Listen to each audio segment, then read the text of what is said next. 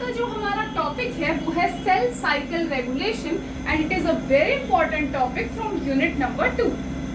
तो जैसे कि आपको पता होगा सेल साइकिल में दो फेजेस होते हैं, interphase and M phase. Interphase के अंदर हमारा एक G1 फेज होता है, that is gap 1 phase, synthesis phase, gap 2 phase and then आती है माइटोसिस। जो 95% ऑफ द टाइम है वो सेल जो है अपना इंटरफेज में स्पेंड करता है, सिर्फ 5% टाइम जो है वो एम फेज में स्पेंड होता है। तो सेल साइकिल हम अपने दूसरी वीडियो में कवर करेंगे। अभी जो हम डिस्कस कर रहे हैं वो है रेगुलेशन। अब हमें पता है जैसे भी कुछ प्रोटेक्टेड एरिया होता है तो हमारी काफी बार चेकिंग होती है, ऐसे ही सेल साइकिल में जहाँ जहाँ मैंने आपको ये ब्लू पॉइंट्स दिखाए हैं वहां पर चेक पॉइंट्स होते हैं जहाँ पर चेकिंग होगी कि कंडीशन सही है भी या नहीं for a cell cycle to proceed. तो मेन जो है आपके ये वाले चेक पॉइंट्स होते हैं। G1 और S के बीच में जो चेक पॉइंट है उसको कहते हैं स्टार्ट या रिस्ट्रिक्शन पॉइंट। स्टार्ट हम इस पॉइंट को कहते हैं यीस्ट में और रिस्ट्रिक्शन पॉइंट हम इसे कहते हैं एनिमल्स में। S और G2 में जो हम चेक पॉइंट्स देखते हैं वो है डीएनए डैमेज चेक पॉइंट्स। कभी भी अगर आपका डीएनए रेप्लिकेट नहीं हुआ है या डैमेज है तो ये check points will be activated. In M phase क्या होता है कि अगर एक सेल मेटाफेज से एनाफेज में जाना चाहता है तो anaphase promoting complex is the main player. Also कुछ एडिशनल फैक्टर्स होते हैं जैसे कि retinoblastoma, T53, V1 kinase, CDC25 phosphatase, इन सब का रोल अब हम देखने वाले हैं एक एक करके, तो प्लीज वीडियो में बने रहें।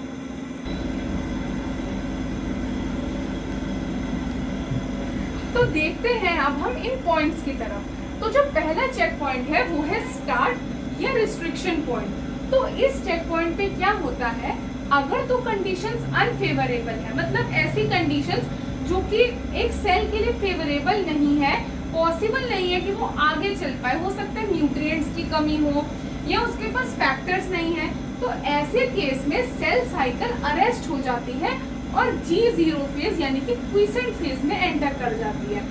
फिर जब भी उसको फेवरेबल कंडीशन मिलेगी तभी वो साइकिल चल पाएगी। दूसरी कंडीशन ये होती है कि अगर फेवरेबल कंडीशंस मिल जाती है तो यहाँ से कमिटमेंट हो जाती है, मतलब एक बार ये एक सेल स्टार्ट पॉइंट को क्रॉस करेगा तो उसने कमिट कर दिया कि अब वो सेल साइकिल को कंप्लीट करेगा ही करेगा। So that is the importance of the start point. Second जो है वो है डीएनए डैमेज चेक पॉइंट्स। तो जैसे हमें पता है कि एस फेज में डीएनए की रेप्लिकेशन होती है, तो हो सकता है कि डीएनए स्ट्रैंड कंप्लीटली रेप्लिकेट नहीं हुआ या उसमें कोई डैमेज है। इस केसेस में एक्टिवेशन होता है एटीएम और एटीआर का। अगर आपके डीएनए में डबल स्ट्रैंडेड ब्रेक है तो एटीएम एक्टिवेट होगा और वो CHK2 को एक्टिवेट करेगा, जबकि अगर आपके डीएनए स्ट्रैंड में सिंगल स्ट्रैंडेड ब्रेक है, मतलब एक स्ट्रैंड ब्रेक हुआ है, तो ATR CHK1 को एक्टिवेट करेगा। ये दोनों मिलके P53 को बुलाते हैं जो कि रिपेयर करता है। P53 सिर्फ एक ट्यूमर सप्रेसर जीन ही नहीं जबकि आपका गार्जियन ऑफ द जीनोम भी जाना जाता है। तो थोड़ा देखते हैं P53 के बारे में। जनरली P53 जो होता है वो MDM2 के साथ बाइंड होता है, तो ये हमेशा इनएक्टिव रहता है। बट क्या होता है कि जब भी ATM और ATR को इसकी जरूरत है तो ये MDM2 की यूबिक्यूटिनेशन करवा देता है। तो आपको एक बात याद रखनी है, किसी भी चीज पे अगर यूबिक्यूटिन ऐड होता है तो उसका प्रोटियोसोमल डिग्रेडेशन हो जाता है। तो MDM2 डिग्रेड हो गया, P53 फ्री हो जाता है। अब अगर थोड़ा बहुत डैमेज है तो ये रिपेयर करता है, अगर डैमेज बहुत ज्यादा है तो ये एपोप्टोसिस करवाता है।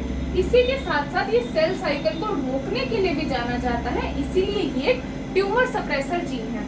अगर आपको नहीं पता है कि ट्यूमर सप्रेसर जीन क्या होता है तो लेट मी टेल यू कि कैंसर का मतलब होता है एक सेल डिवाइड होता जाए और डिफरेंशिएट ही ना करे। अगर हमें सेल डिवीजन को रोकना है, इसी प्रोसेस को करने वाले जीन्स होते हैं ट्यूमर सप्रेसर जीन, जो ट्यूमर को सप्रेस करे, उससे रोके। फोर्थ है हमारा retinoblastoma, again it is a tumour suppressor gene.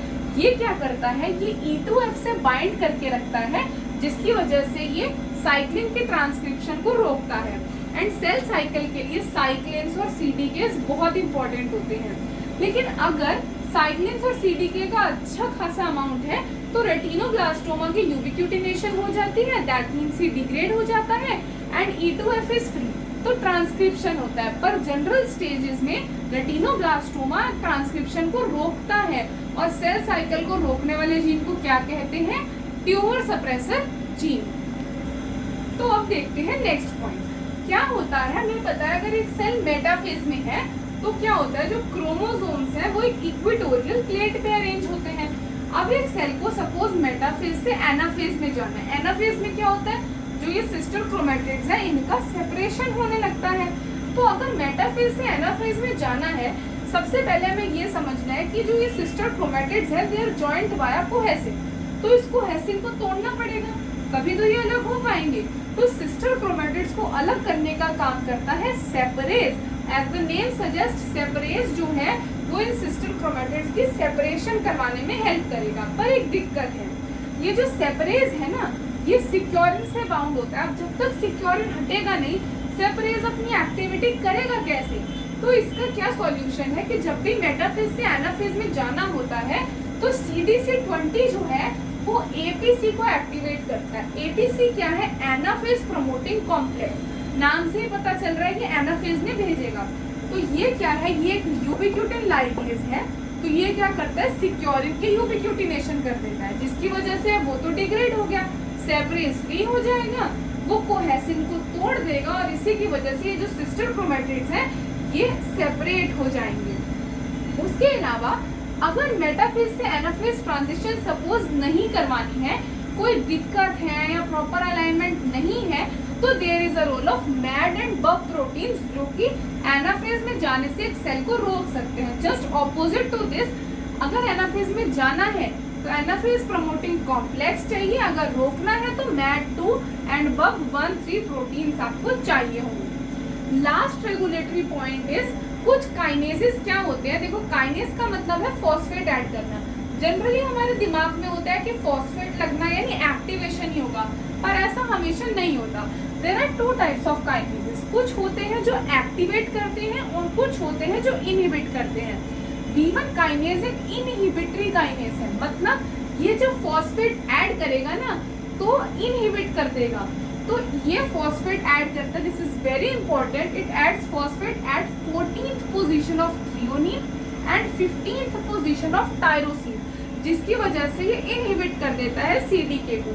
जबकि जो CDC25 फॉस्फेटेज है, इसका नाम से ही पता चल रहा है ये फॉस्फेट हटाएगा, तो इसका काम है इस V1 के थ्रू ऐड किए गए इनहिबिटरी फॉस्फेट को हटाना। तो अगर मैं पूछूं एक्टिवेशन कौन कर रहा है, तो CDC25 फॉस्फेटेज, क्योंकि वो इनहिबिटरी फॉस्फेट को हटा रहा है, और इनहिबिट कौन कर रहा है, तो V1, क्योंकि वो इनहिबिटरी फॉस्फेट लगा रहा है। सो आई होप आपको ये टॉपिक अच्छे से समझ में आया होगा। अगले वीडियो में होपफुली हम सेल साइकिल को भी डिस्कस करेंगे। अगर आपको कोई भी क्वेरी है या डाउट है तो आप कमेंट बॉक्स में पोस्ट कर सकते हो। Please do like our video, share and do subscribe to our channel. Thank you very much.